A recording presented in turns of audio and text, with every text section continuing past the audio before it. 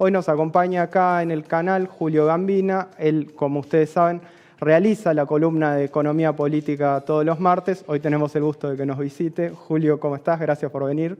¿Qué tal? Un gustazo. Contanos un poco de qué se trata hablanos del impuesto a las ganancias, qué implica tanto económicamente como políticamente que se restituya. Primero le cambian el nombre, no es impuesto a las ganancias, incluso salió Sergio Massa a responder a esta iniciativa diciendo el salario no es ganancia, y cuando se quitó la cuarta categoría del impuesto a las ganancias se destacó que hay una lucha histórica del movimiento obrero porque el salario no es ganancia, entonces no era correcto que en el impuesto a las ganancias, que es por excelencia el impuesto al excedente de los empresarios, sean los trabajadores, aún los trabajadores de elevados ingresos relativos. Claro. Por eso ahora lo restituyen, y lo restituyen con otro nombre, para que no sea vuelta del impuesto a las ganancias. Pero en esencia es lo mismo, y es una negociación con los gobernadores, porque es un impuesto coparticipable. O sea, lo que hay que explicar es que los impuestos, algunos son coparticipables con las provincias y otros no. Por ejemplo, las retenciones no son coparticipables. El gobierno incluso se ha negado a hacer coparticipables las retenciones.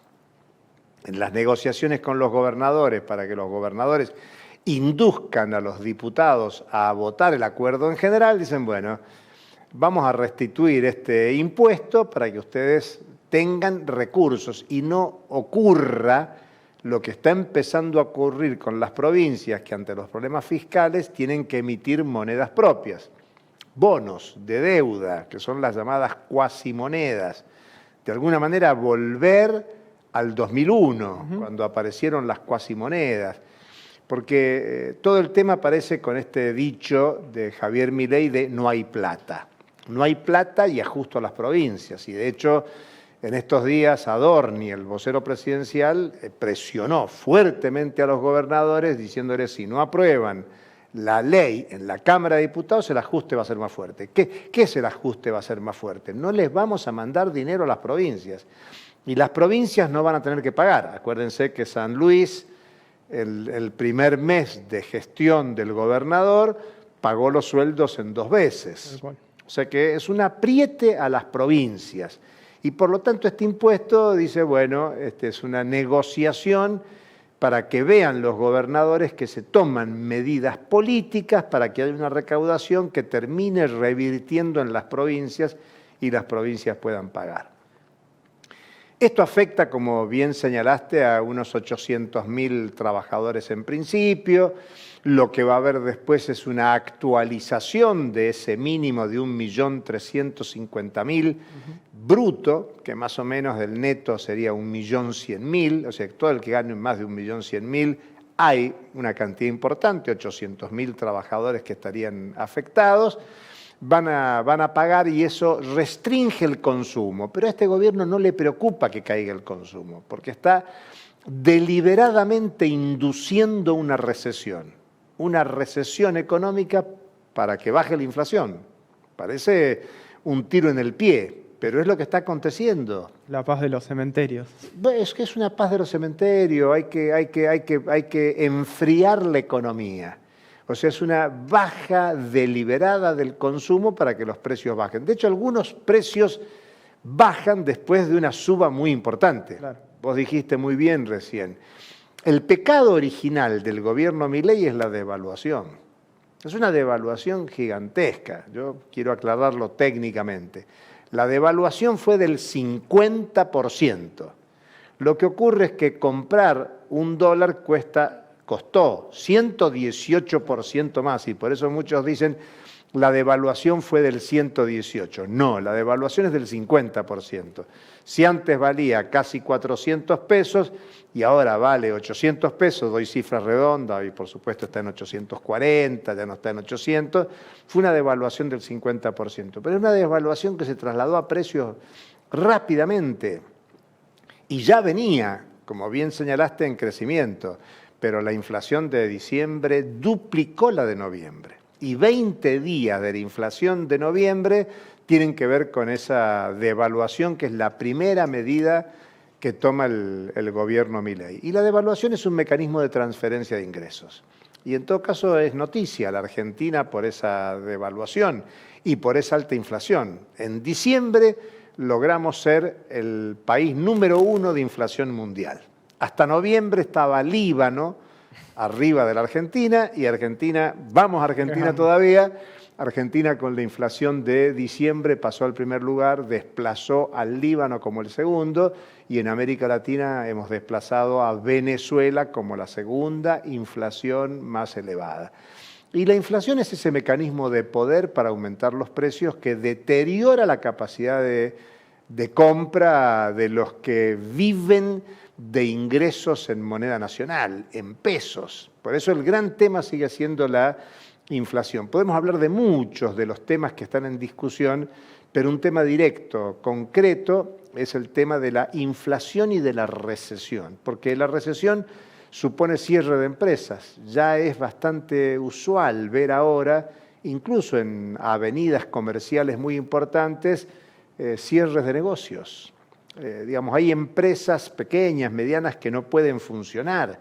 De hecho, en estos días, la Confederación de la Mediana Empresa, CAME, salió a plantear que la producción industrial del sector PYME en la Argentina en diciembre cayó el 26,9%. Yo hasta te haría, si venía cayendo la producción, hizo una caída brutal. En un mes. En un mes.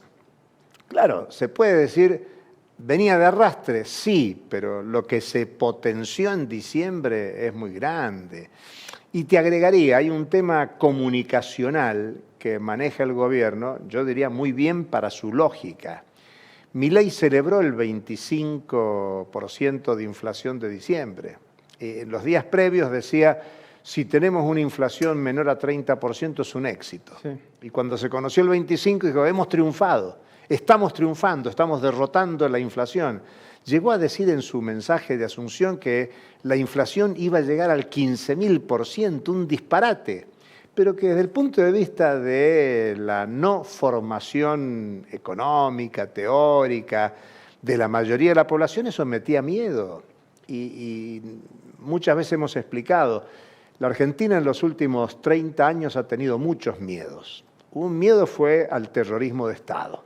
Está claro, es miedo físico, miedo a la muerte, miedo a la tortura. El otro miedo fue el miedo a la hiperinflación. Tuvimos los procesos hiperinflacionarios del 89, 90, y eso es mucho miedo porque no me alcanza el dinero. De hecho, vos ves hoy mucha población que dice no puedo comprar los medicamentos, no puedo comprar los alimentos de la vida cotidiana, por eso la inflación alta mete miedo. Y el tercer gran miedo de los últimos años es el desempleo. Ahora la Argentina tiene un desempleo relativamente bajo. Lo digo así en términos macroeconómicos, porque cualquiera que esté desempleado está preocupado, está desesperado. Porque si vos estás desempleado no tenés acceso a ingreso y si no tenés acceso a ingreso no podés reproducir la vida cotidiana. Entonces se combinan estos tres miedos que ha habido en los últimos 40 años. El miedo físico, el miedo a la inflación elevada y el miedo al desempleo. Y la recesión que está en curso, que está en desarrollo, esta caída del nivel de actividad económica, no tenemos los datos oficiales del INDEC todavía, el último dato es al tercer trimestre del 2023, pero este dato de CAME es interesante y estos carteles que se empiezan a ver en los comercios de cerrado, de que hay problemas con la actividad económica, te anticipa un escenario de cierre de empresas, de cesantías, de suspensiones, de despidos, y por lo tanto el tema del desempleo pasa a ser importante. Y cuando vos tenés el miedo al desempleo, no te preocupa perder ingresos. Claro. O sea, es que como que los miedos se solapan unos a otros. Preferís mantener el empleo aunque tu ingreso no te alcance para reproducir la vida cotidiana de una manera digna. Y por eso es más fuerte el defender el empleo de cualquier manera. Y por eso el chantaje del gobierno. El gobierno chantajea. Milei dice, el 25% fue bueno, demostramos que estamos combatiendo la inflación. Y ahora acaba de decir, si en enero se repite el 25% será un triunfo. todos los consultores, analistas dicen va a ser un poquito menos del 25%, pero todo depende de cuándo vengan los aumentos que todavía faltan. Claro. Hemos tenido aumentos del combustible que son muy importantes, que se trasladan al conjunto de la economía. Ya dijimos, el aumento del tipo de cambio es un aumento que se traslada al conjunto de la economía. Faltan los aumentos de las tarifas de energía, las Y ya tarifas comenzaron algunas audiencias públicas. Claro. Que no son vinculantes. No, pero es una formalidad, claro. Pero además es como que se va ensayando, que es lo que podemos ir aumentando, a ver cuánto aguanta la población. Claro. Yo quiero decir esto que es muy feo decirlo, pero se puede seguir estando peor. Hay muchos que dicen, no se puede estar peor, la gente no va a aguantar. Bueno, creo que la apuesta del gobierno es que la sociedad aguante el ajuste. De hecho, Milei hace campaña con yo no le mentí a la población. Es relativo que no mintió, porque él dijo, antes de aumentar un impuesto me corto un brazo. Habría que ver si se lo está cortando ahora. Quizás no lo sabemos. Hasta donde vimos tenía los dos. Hasta donde vimos tenía los dos brazos. Pero no tiene ningún problema en restablecer, en aumentar las retenciones a otros sectores. Claro. Digamos que una cosa son las retenciones a los sectores de alta competitividad por razones de precios internacionales, como ocurre con la soja, con otras producciones de precios internacionales, de commodities, muy distinto a retenciones a sectores industriales donde no necesariamente son competitivos internacionalmente. Pero bueno, la promesa de no aumentar los impuestos es una promesa vana. Digamos, hay muchas promesas vanas, pero yo quiero destacar que en el análisis duro, estructural, hay dos grandes temas. Uno es el tema de la devaluación, como ya mencionamos. Ese es el pecado original, eso condiciona todo. Y es más, todos están especulando que, bueno, en función de cómo evolucionan los precios de diciembre, de enero, de febrero, marzo, abril puede haber otra devaluación. No sé de cuánto, no se sabe de cuánto, pero la devaluación es un tema muy serio.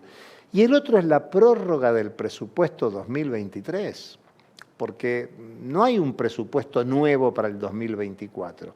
La continuidad del presupuesto del 2023, con una inflación del 211% que hubo en el año, el presupuesto corrido para el 2024 es en sí mismo un ajuste. Brutal. Y obviamente va a ser discrecional lo que el presidente disponga para ajustar algunas de las cuentas del presupuesto. Un ejemplo importante que yo doy y que hay gran preocupación es el tema del presupuesto universitario.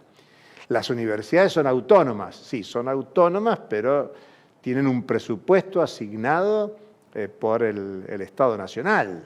Y si en el 2024, con los aumentos de precios que ha habido y que va a haber de los servicios, no solo es el tema del salario de los docentes o los trabajadores de la universidad, y van a tener el mismo presupuesto asignado que en el 2023, no van a tener recursos para funcionar en el 2024.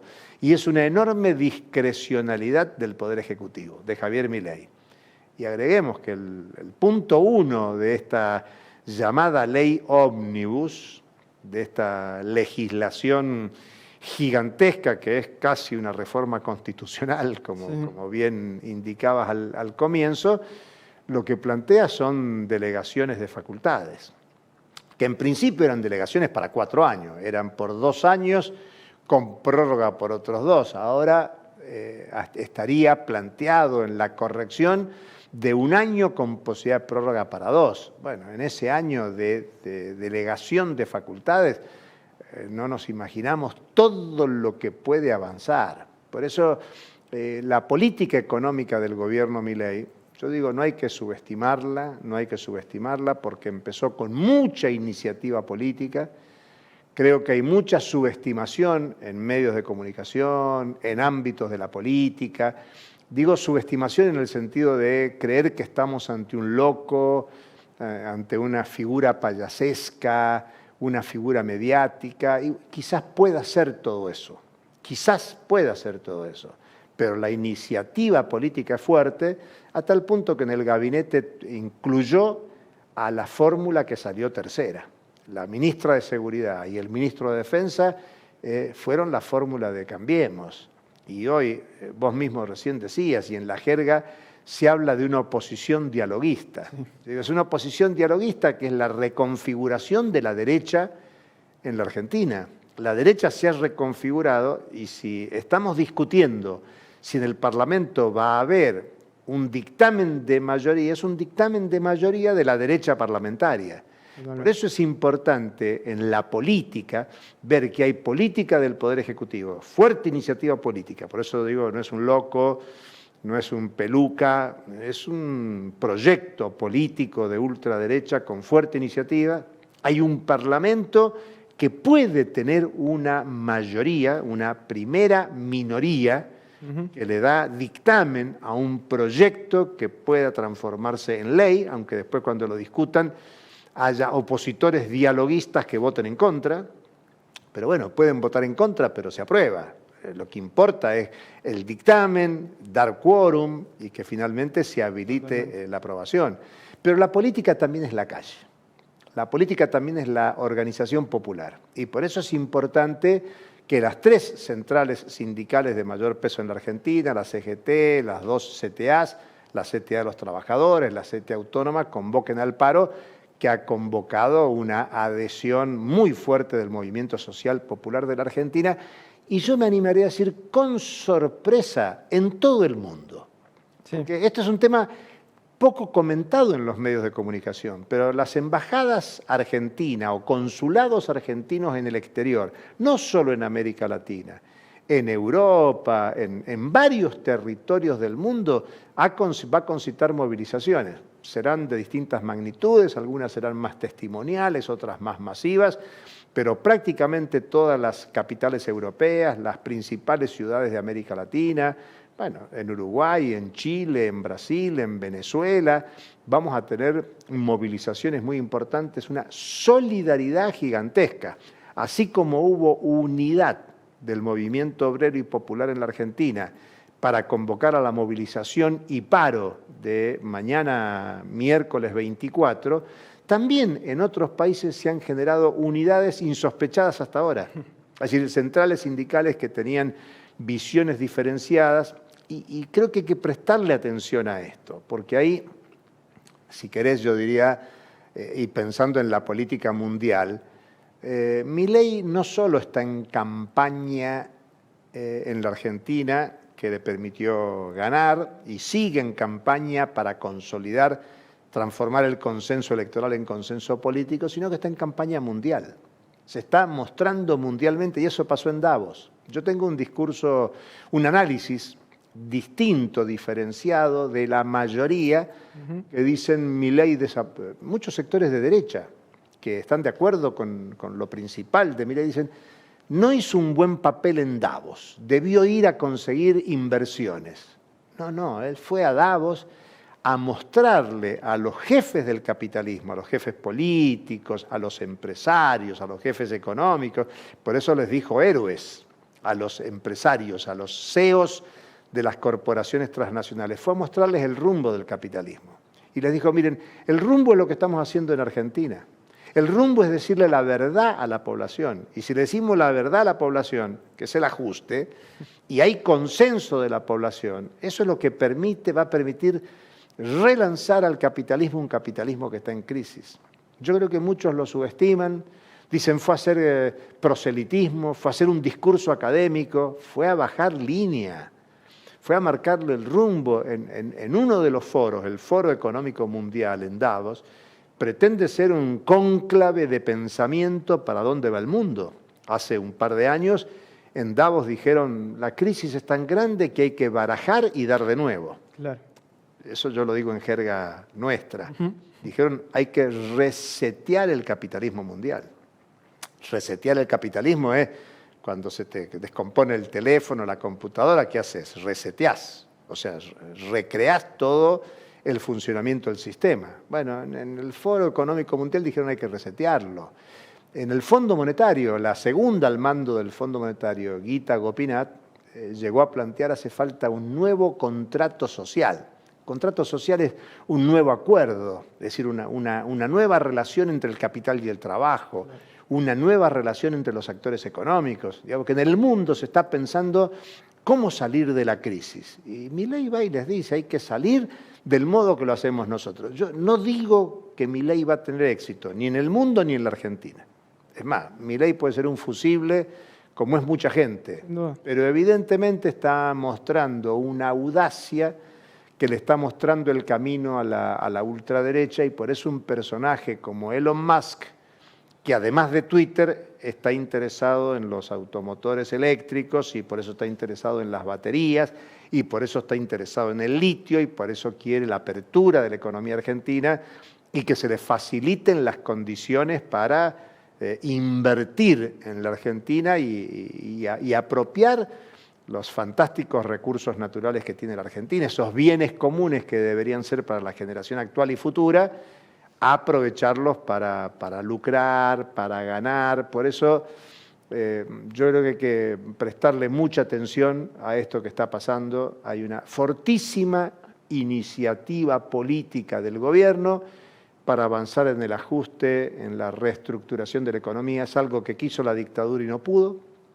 Es algo que avanzó la década del 90 con Menem y con De la Rúa, un peronista y un radical, que intentó avanzar Macri y no pudo del todo, aunque dejó sembrado el problema de la deuda, no solo con el Fondo Monetario Internacional, sino muchas otras. Caputo es el ideólogo del endeudamiento a 100 años, un bono a 100 años, y todo eso viene recargado. Y por eso hay que preocuparse y rescatar y destacar como muy importante que haya iniciativa política del movimiento popular, y eso es lo que vamos a ver sobre eso te quiero preguntar justamente. En realidad, por las internas, podríamos decir de los dos bandos, del oficialismo, de la derecha como gran bloque, y del resto, ¿no? De la oposición real, por decirlo de alguna manera. Por un lado, me gustaría mencionar que ayer se anuncia que se mantendrá hasta marzo, si no me equivoco, la fórmula de jubilaciones, lo cual implica un ajuste brutal porque no es una fórmula que tenga en cuenta la inflación. Entonces el aumento va a ser, si no me equivoco, estimaban 35% en una inflación de 80%. 100%. Sí, claro, 90%, no sé, claro, tal cual. Del otro lado, hay algo interesante que marcabas vos. Bueno, y teniendo en cuenta esto, digo, contexto de alta inflación, salarios congelados, jubilaciones muy a la baja. Vos mencionabas también cierre de empresas, cierre de fábricas, todo esto que comienza a pasar a partir de las medidas. ¿Cómo influye el paro general? ¿Cómo influye en la pelea distributiva, por un lado, y por el otro, teniendo en cuenta al otro sector, a lo que está en el gobierno y afines? ¿Cómo se dan esas internas políticas? Algo muy interesante que mencionabas vos es, bueno, hicieron una mega devaluación, pero también es cierto que la inflación altísima de diciembre, enero, febrero, y pareciera que van a tener que devaluar de vuelta, sobre todo por la presión de sectores, digo, históricamente el primero que empuja esas devaluaciones es el sector agroexportador, que además hoy pareciera estar enojado con el gobierno por las retenciones, ¿no? Mira, el primer tema, y haces bien en plantearlo, los jubilados, las jubiladas, han sido la variable de ajuste de los últimos años. Sí. Cada gobierno cambia la fórmula de actualización, pero siempre pierden los jubilados y las jubiladas, y el argumento es vamos a cambiar para que no pierdan. Tal cual. El objetivo desde hace muchos años es achatar la pirámide de las jubilaciones. Y de hecho vos tenés el 70% de los jubilados y jubiladas nacionales que están por debajo de la línea de pobreza de la canasta del adulto mayor. O sea, la tendencia es achatar la pirámide, que cada vez la mayor cantidad de jubilados se encuentre en esa base achatada que el gobierno anterior y este gobierno trató de suplirlo con un bono que, digamos, que no es remunerativo, que no se incorpora, que cada vez es por única vez, aunque después se reitere. El gobierno actual lo ha mantenido sin actualizarlo, con lo cual con la inflación disparada agrava el ajuste. Si hubiera voluntad de mejorar, y si dicen vamos a actualizar a partir de abril, la pregunta es ¿por qué a partir de abril? ¿Por qué no a partir de enero? ¿Por qué no a partir de diciembre? Si vas a hacer una actualización mensual por la inflación, hacelo retroactivo, si la voluntad es mejorar. No hay voluntad. Y yo te diría que esto es todo un tire y afloje, pensar, yo hace un rato dije, que se está viendo, es como con la rienda con el caballo, cuánto suelto la rienda para que se dispare, a ver si la población aguanta. Yo me animo a decir que desde la lectura del gobierno, más allá de resistencias, por eso es tan importante lo de mañana, la importancia del paro, para medir esto, cuánto se banca la sociedad este incremento de los precios y este deterioro de los ingresos, ya no solo de los salarios, sino de las jubilaciones. Por eso el tema jubilados es un tema delicado.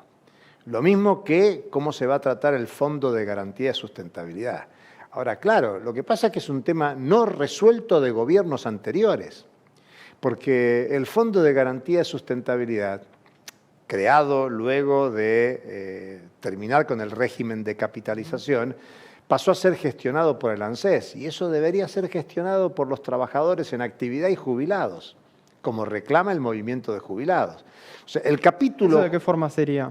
Bueno, vos podés, se pueden hacer procesos electorales, generar un directorio, una coordinación del Fondo de Garantía y Sustentabilidad para que sean los propios trabajadores, que son los que con sus aportes, con los aportes patronales, se ha generado ese Fondo de Garantía y Sustentabilidad. Y definir, claro, yo agregaría, lo que falta es cómo invertir ese Fondo de Garantía en un cambio de modelo productivo. Por ejemplo, en el gobierno anterior, el gobierno de Cristina Fernández, en plena crisis del 2008-2009, se usó el Fondo de Garantía para darle un préstamo a General Motors. Bueno, Moreno, secretario de Comercio en su momento, está defendiendo hoy ese crédito que se le dio a la General Motors, a la empresa argentina asociada con la transnacional General Motors. Bien podrías utilizar el Fondo de Garantía y Sustentabilidad para modificar el modelo productivo en la Argentina, aunque sea parcialmente para reorientar una transformación del modelo agrario, estimulando la economía comunitaria, la agricultura familiar, bajo una concepción de soberanía alimentaria y no el proyecto agroexportador para generar divisas. Pero bueno, eso estamos planteando cambios estructurales muy profundos que requiere mucho peso político. Entonces, una primera cuestión de lo que vos señalás es este tema de las jubilaciones. El objetivo del poder económico en la Argentina de siempre es la privatización del régimen previsional. Es hacerse de esos recursos del régimen previsional. Hay que pensar que en el momento que se restituyó, se terminó con el régimen de capitalización, es en plena crisis económica, financiera del 2008-2009, donde prácticamente la banca propietaria de las AFJP se quería desentender de esas AFJP. Fue un momento especial, fue muy importante ese proceso de eliminar, pero no se generaron condiciones para modificar el uso del Fondo de Garantía de Sustentabilidad. Pero ese es un tema muy importante y una de las reformas estructurales que está en carpeta es el régimen previsional. Todos quieren reformar el régimen previsional y nadie está pensando en mejorar los ingresos de jubiladas y jubilados en la Argentina, sino que quieren utilizarlo como un mecanismo de financiamiento para el relanzamiento del capital. Y después está el tema de las internas que vos señalás. En primer lugar, digamos que el triunfo de Javier Milei representó una sorpresa, porque en los últimos 3 años se discutía si continuaba la coalición gobernante o si era reemplazada por la coalición macrista. Claro. No se sabía quién iba a ser el candidato, finalmente fue Patricia Bullrich, pero se discutían las palomas, los halcones, uno u otro. Finalmente ahí se acomodó la coalición y la discusión era cuál de las dos coaliciones. Y apareció un tercero en discordia que pateó el tablero, desarmó el orden político en la Argentina y llegó sin dominio territorial, porque Milei llegó con su 30% de noviembre, más los votos que sumó perdón, el 30% de octubre más lo que sumó en noviembre y llegó al 56%, pero con un bloque minoritario en el Parlamento, sin gobernadores, sin intendentes, sin dominio territorial, y empezó a construir dominio territorial. Por eso yo digo que el dato político es que se empezó a reordenar el régimen político en la Argentina. Para decirlo simple, en el 2001 se terminó con el bipartidismo radical peronista. En el 2023, pongo signo de interrogación, se terminó con el régimen bicoalicionista liderado por el kirchnerismo y el macrismo, porque en las dos coaliciones había peronistas y radicales. Más peronistas en la coalición liderada por el kirchnerismo, más radicales en la coalición liderada por Mauricio Macri. Pero había roto el bipartidismo y había un régimen bicoalicionista. Eso se rompió y apareció alguien distorsivo que quiere exacerbar el proyecto de los de siempre.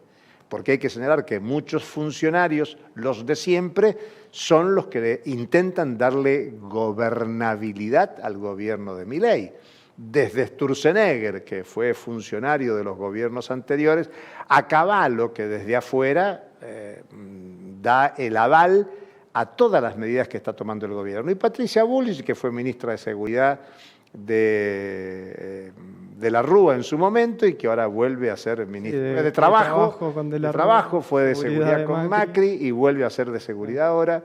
O sea que se repiten los personajes, pero hay un nuevo liderazgo. Un nuevo liderazgo que no es menor, que se inspira en la concepción más reaccionaria de teoría económica, que es la escuela austríaca. Él mismo dice, es la primera vez que un mentor de la escuela austríaca llega al poder ejecutivo de un país. Muchos dicen, bueno, pero Argentina es un país menor. Bueno, atención, hace 50 años, en otro país menor, Chile, se hizo el ensayo que le puso nombre a la hegemonía económica por medio siglo, el neoliberalismo. La Escuela de Chicago ensayó en Chile y en las dictaduras del Cono Sur lo que luego se generalizó en Inglaterra, en Estados Unidos, en Europa, es lo que se impuso en Europa del Este a la caída del muro de Berlín, de la Unión Soviética, y por lo tanto el neoliberalismo empezó su gestión en un país sudamericano, en Chile. ¿Por qué no? Hipótesis para pensarla, para discutirla a futuro. ¿Por qué no pensar que aquí en Argentina está pariendo esto nuevo? Por eso digo, las internas hay que verle en esta dinámica de quién le pone hegemonía a la derecha argentina. Claro. Y Javier Milei está intentando eso. Digamos, la prueba la vamos a tener en las próximas horas, si hay dictamen de minoría, si la ley se aprueba. Muchos ya dijeron en estos días, bueno, ya quitó como 100 artículos de los 600 y tantos. Bueno, pero no importa lo que quita, el tema es lo que queda. Vos podés ir por 100 y obtener 30, 40, 50 y vas avanzando en el proceso de reestructuración profunda de la economía argentina. Entonces, la derecha se está reestructurando en la Argentina y el Parlamento te está mostrando que hay una mayoría de la derecha, por eso negocian, por eso es una oposición dialoguista. Claro. Es una oposición dialoguista para afirmar un modelo. Lo que no está claro es lo que pasa del otro lado. ¿Cuál es el proyecto alternativo? Bueno, hay una izquierda que viene jugando un papel muy importante desde el punto de vista de testimoniar el no al Fondo Monetario, el no a la deuda, en tratar de plantar una agenda alternativa. Pero el tema es lo que pasa en la sociedad. Y en la sociedad, yo creo que hoy el punto número 1 es lograr la máxima unidad posible para frenar.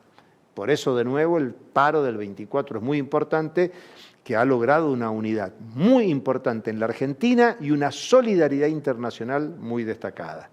Pero dentro de esa unidad hay múltiples internas. Y claro, lo que no hay en ese otro espacio es un proyecto político alternativo que marque rumbo y que entusiasme a los jóvenes, que entusiasme a los empobrecidos, que entusiasme a las trabajadoras, a los trabajadores, que le dé horizonte y perspectiva. No es un tema solo de la Argentina. Yo creo que el problema de la izquierda o las izquierdas en términos general es un problema global.